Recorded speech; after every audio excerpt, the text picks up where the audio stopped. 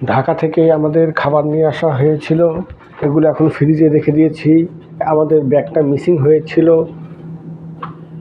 গরুর মাংস ঝাল, এটা করেছে হলো নুসরাত আর হলো সারা, আনিকা, এরা সবাই প্যাকেট করেছে। মুরগির মাংস,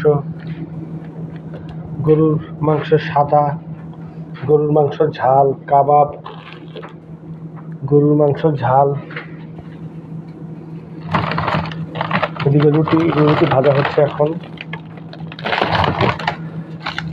মাংস, এগুলো অবশ্য এখানকার। আমার মা এখন রান্না করছে। এগুলো কালকের মাংসটা ছিল, এখন গরম হচ্ছে। এই যে রুটি,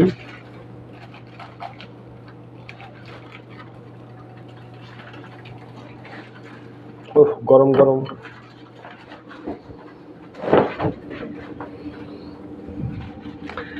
পিঠা আনা হয়েছিল, পিঠা ফ্রিজে আছে। এগুলো হলো, একটাতে হলো ভর্তা আর একটাতে খাসির মাংস। এগুলো অবশ্য এখানকার।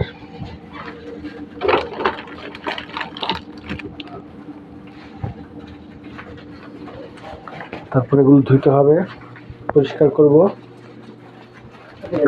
খুলতে পারছেন?